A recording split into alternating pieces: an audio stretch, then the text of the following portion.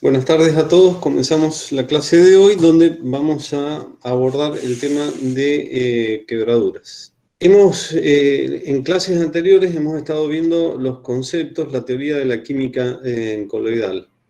La razón de ser de este estudio apunta fundamentalmente a tener la capacidad de, por un lado, prevenir enturbiamientos en los vinos, y por otra parte, tener la capacidad de diagnosticar cuando aparece un enturbiamiento, conocer la razón, el origen, se denomina la etiología de ese enturbiamiento. Conociendo el origen del enturbiamiento, bueno, se podrá corregir si fuera necesario. Pero lo más interesante es tener la posibilidad de prevenir el enturbiamiento. Tengan en cuenta que cuando ese enturbiamiento se produce cuando el vino ya está fraccionado, cualquiera sea el envase, ya la posibilidad de intervención enológica es nula. Es nula porque ya el vino está en manos del consumidor. Está fraccionado, está en manos del consumidor. De modo que ahí ya, al menos desde un punto de vista práctico, no hay ninguna posibilidad de intervención enológica. Las posibilidades están cuando el vino se encuentra dentro de la bodega y fundamentalmente cuando no está fraccionado. Si está fraccionado dentro de la bodega, también las posibilidades de intervención de parte del enólogo son muy escasas, porque ya está dentro de un envase. Bueno, muy bien. Entonces, normalmente cuando se producen esos enturbiamientos, nosotros habíamos visto que los enturbiamientos tenían como tres grandes razones. O el enturbiamiento es debido a una alteración de tipo microbiológica, a una enfermedad, o el enturbiamiento es debido a una quebradura, que es el objeto ahora de nuestro estudio, o bien podría llegar a ser causa de algún defecto puntual que puede llegar a ocurrir. Entonces, nosotros ahora lo que vamos a ver es un concepto general antes de abordar el tema de las quebraduras, que es el concepto de producto de solubilidad. ¿Por qué es importante el producto de solubilidad? Porque precisamente de esta ley del producto de solubilidad, repito, dependen que haya sustancias que estén disueltas o no en un vino. Habíamos visto cuando estudiamos química coloidal que cuando tenemos una solución verdadera, las soluciones verdaderas tienen las mismas propiedades en todos sus puntos. Y en estas condiciones el vino se encuentra en condición correcta, es decir, perfectamente, si estaba brillante va a permanecer brillante mientras se mantenga la solución verdadera. Si por algún motivo las sustancias disueltas en el vino pasan a una dispersión coloidal, entonces la estabilidad del vino ya depende de ciertas circunstancias. Y sobre todo si pasa a una suspensión coloidal, ya definitivamente va a aparecer algún tipo de enturbiamiento. Ahora, la razón por la que las partículas pasan de un estado disuelto a un estado de dispersión coloidal o a una suspensión, es decir, se insolubilizan, bueno, son complejas. Una de las razones, una de las leyes que explica el concepto de la insolubilización es que hemos estudiado, la de la química coloidal. Es decir, hay partículas que se encuentran formando soluciones coloidales y la estabilidad de esas soluciones coloidales dependerá de, primero, la naturaleza de la solución coloidal, dependiendo de que sean hidrófilas o hidrófobas. Y luego, separándolas, dependiendo de cada uno de los casos, dependerá del estado de equilibrio en el cual se encuentran las partículas. Habíamos visto que las hidrófobas dependían fundamentalmente de la carga eléctrica, la carga electrostática, pero además de la carga electrostática existen otras tres fuerzas. La carga electrostática de alguna manera está representada por está representando a una fuerza, la fuerza electrostática. Además de la fuerza electrostática existen otras tres fuerzas electrostáticas. La fuerza del movimiento browniano, la fuerza de la gravedad y las fuerzas superficiales de Van der Waals. Todo esto ya lo habíamos visto. En las partículas que son hidrófilas, además de estas 4 fuerzas, está el estado de hidratación o de solvatación, dependiendo de la naturaleza del medio, el medio continuo, la fase continua. Bien, entonces cuando no se cumplen estas condiciones de estabilidad, la partícula se empieza a inestabilizar. Cuando se comienza a inestabilizar, tiene probabilidades de coagular, y una vez que ha coagulado, está en condiciones de precipitar. Una vez que se produce la coagulación, ya comienza la turbidez en un vino. Además de estas razones que acabamos de resumir muy brevemente, que son razones de tipo coloidales, existen otras razones por las cuales una partícula se puede insolubilizar, que es la superación del producto de solubilidad. Y vamos a abordarlo brevemente. ¿Cuál es la solubilidad de una sustancia? La solubilidad de una sustancia depende de la solubilidad de las sustancias no disociadas. Es decir, de las sustancias no disociadas, de la solubilidad iónica.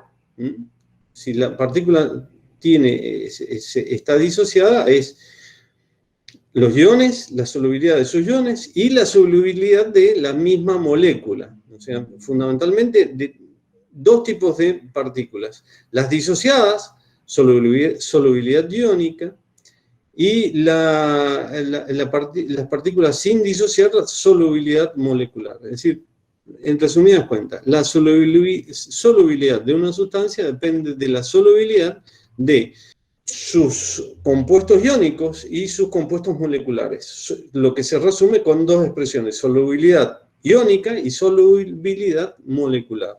Para dar un ejemplo, si nosotros tenemos una solución de cloruro de plata, la solubilidad de esta solución de cloruro de plata va a depender de las concentraciones molares del anión cloruro, del catión plata, y de la concentración molecular del cloruro de plata. Ahora bien, cuando el cloruro de plata, cuando tenemos una solución de cloruro de plata y hay un cierto precipitado de cloruro de plata ya en esa solución, decimos que ya no se puede disolver más cloruro de plata en esa solución porque comenzó a precipitar. Entonces se dice que se define el producto de solubilidad como el producto de las concentraciones molares de los iones libres de una solución saturada. En esa situación, cuando la solución ya se encuentra en su punto de saturación, el producto de solubilidad se lo define, repito, como el producto de las concentraciones molares de los iones libres de una solución saturada. Y el producto de solubilidad de las concentraciones molares para una solución saturada siempre va a ser una constante, K, una constante. Depende de la naturaleza de cada sustancia. También tenemos que decir que para un mismo solvente, para una misma temperatura y para una misma presión, fíjense que estamos hablando de distintas variables, la naturaleza del solvente, la temperatura, la presión, el producto de solubilidad es una constante, siempre y cuando se mantengan constantes la naturaleza del solvente, la temperatura y la presión. La precipitación, ¿cuándo va a tener lugar? La precipitación siempre va a tener lugar siempre que el producto de la concentración molar de los iones de una solución saturada haya sobrepasado el producto de solubilidad. Y con el ejemplo que di recién, en el caso del cloruro de plata. ¿Cuándo va a precipitar el cloruro, la solución saturada de cloruro de plata? Bueno, cuando la concentración para una temperatura dada, para un solvente dado y para una presión dadas, solvente, temperatura y presión dados, si fijamos esas variables, se va a producir la precipitación cuando la concentración de los aniones cloruro por la concentración de cationes plata sobrepase el producto de solubilidad. Y esto tiene un montón de aplicaciones. Ustedes los pueden experimentar fácilmente en sus casas. Uno puede disolver en una pequeña cantidad de agua, por ejemplo, comenzar a disolver cloruro de sodio. ¿Sí? Puede tomar una proporción de agua dada. Si lo hacen en un laboratorio, podrían poner un agitador magnético e ir midiendo qué cantidad de cloruro de sodio agregan al agua. El agua se va a transformar primero en una salmuera, pero va a formar una solución. Inicialmente se va a formar una solución verdadera. Uno podría filtrar esa solución de cloruro de sodio y va a estar perfectamente limpia, pero va a llegar un momento que si seguimos agregando sal, va a comenzar a precipitar cloruro de sodio. Ya no se va a disolver más cloruro de sodio. ¿Por qué? Porque se ha superado el producto de las concentraciones molares del anión cloruro y del catión sodio. Y esto ocurre siempre que se supera la concentración molar, siempre que el producto de las concentraciones molares sobrepasa el producto de solubilidad, repito, va a producirse una precipitación, no por cuestiones coloidales, sino exclusivamente porque se ha superado el producto de solubilidad. Es decir, acá no hay interacciones del tipo de desolvatación, deshidratación o coagulación mutua por diferencias de carga. No hay ninguna de estas razones que habíamos mencionado para cuando estudiábamos las soluciones coloidales. No existe ninguna de estas razones, sino que solamente se produce una precipitación por haber superado el producto de solubilidad. Y acá, después, esto se puede volver un poco, se puede ir complejando, haciendo más complejo. ¿Por qué? Porque yo bastaría, en el ejemplo que di de cloruro de plata, para seguir con el mismo ejemplo, que a esa solución, donde yo le agregue por algún medio, por ejemplo, un anión, cloruro, por ejemplo. Agregamos solamente aniones cloruros. Entonces, ¿qué va a ocurrir? Va a aumentar la concentración de los aniones cloruros y se va a producir una precipitación, no ya por un agregado de cloruro de plata, sino porque solamente aumentaron la concentración de los aniones cloruros. Y se podría haber agregado hipoclorito de sodio, ácido clorhídrico, cualquier sustancia que libere aniones cloruros. Y se produce una precipitación. Voy a dar un ejemplo en el caso del vino. En el caso del vino, el vino es una solución sobresaturada de tartrato,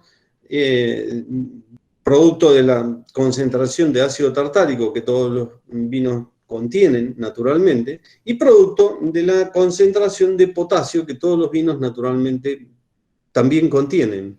Producto de que hay ácido tartárico y que hay potasio, se forma un compuesto que es bitartrato de potasio, que es una sal. Una sal que naturalmente al cabo de la fermentación alcohólica se encuentra sobresaturada prácticamente en todos los vinos. Por tanto, esta sal va a comenzar, luego de la fermentación alcohólica, naturalmente a comenzar a precipitar. ¿Por qué? Porque el vino se encuentra sobresaturado, en casi todos los casos ocurre, en bitartrato de potasio. Puede ser que un vino haya pasado un invierno y al cabo de ese invierno haya precipitado una suficiente cantidad de bitartrato de potasio, o que haya sido enfriado y producto de ese enfriamiento, el vino haya precipitado una buena cantidad de bitartrato de potasio. Un error que se suele cometer en los procesos de fraccionamiento es que, por razones de tipo organoléptica, se considera que es conveniente mejorar la acidez total del vino antes de ser fraccionado. Si se agregara ácido tartárico, con el agregado ácido tartárico, lo que se hace es a una solución que había estado sobresaturada en tartrato de potasio, que luego fue estabilizado al frío para que no precipitara bitartrato de potasio, se le agrega ácido tartárico, es decir, se aumenta la concentración de anión tartrato. La concentración de potasio estaba bastante alta, luego el producto de la concentración de los aniones tartrato y de los cationes potasio supera el producto de estabilidad y se produce una precipitación de bitartrato de potasio. Cuando en realidad el vino antes de esto había sido estabilizado al frío y se había logrado la estabilidad del bitartrato de potasio. ¿Por qué se produce una nueva precipitación de bitartrato de potasio? Porque se enriqueció el vino en anión tartarato. Al agregar ácido tartárico, se enriquece el vino en el anión tartarato, el producto de solubilidad del bitartrato de potasio cambia, aumenta, y si ese producto supera el producto de solubilidad, bueno, entonces va a producirse una nueva precipitación de bitartrato de potasio, a pesar que se había estabilizado el vino. Por eso está recomendado que antes de los procesos de fraccionamiento, inmediatamente antes, nunca se recurra a una acidulación con ácido tartárico, porque el vino tiene peligro de inestabilizarse. Bien. Entonces, dicho esto, queda claro que en los vinos podemos tener tres grandes razones por las que los vinos pueden enturbiarse. Las enfermedades, que ya las vimos cuando estudiamos microbiología de los alimentos, las quebraduras, que es lo que nos disponemos a estudiar ahora, y el caso de los defectos. En el caso de las quebraduras, hay tres grandes razones que explican la turbidez presente en los vinos. Porque se producen insolubilizaciones y precipitaciones debido a variaciones en el potencial de tipo óxido reductivo. Entonces, en condiciones oxidativas se va a producir una quebradura, que es la quebradura del hierro. En condiciones reductoras, la opuesta, se va a producir la quebradura del cobre. De modo que en los vinos ricos en metales, hierro y cobre, en condiciones oxidantes quiebra las sales férricas, debido a la presencia de sales férricas. Y en condiciones reductoras, las opuestas, quiebran los vinos debido a la presencia del cobre, de las sales formadas por el cobre.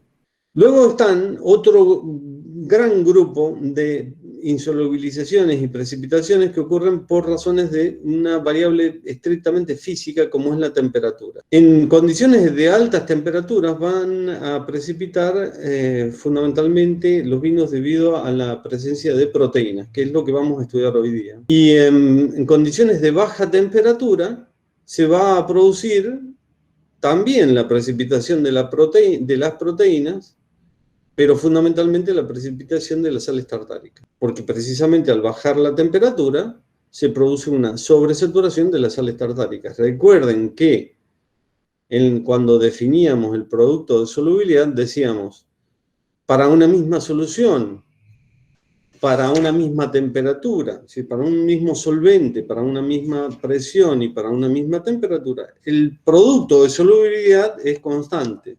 Ahora, si alguna de estas variables se modifica, cambia el producto de solubilidad. Y es lo que ocurre en el vino con las sales tartáricas. Si baja la temperatura, el producto de solubilidad se modifica. Las sales se vuelven más insolubles, las sales tartáricas. Y se produce una precipitación. Y por último, hay un tercer grupo de quebraduras, que son aquellas quebraduras que son catalizadas por enzimas. Y hay dos grandes grupos.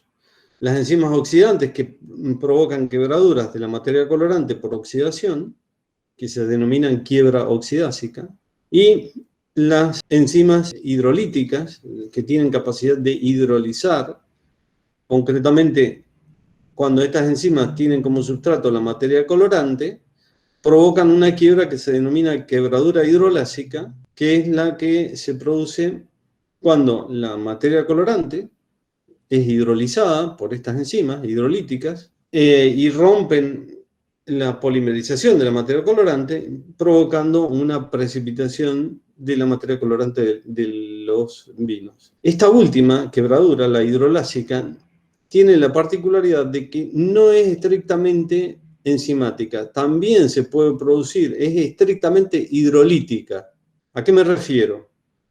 La hidrólisis de la materia colorante se puede producir por dos razones, una enzimática y la otra química. Como ustedes habrán estudiado en química que hay hidrólisis enzimáticas y hay hidrólisis química.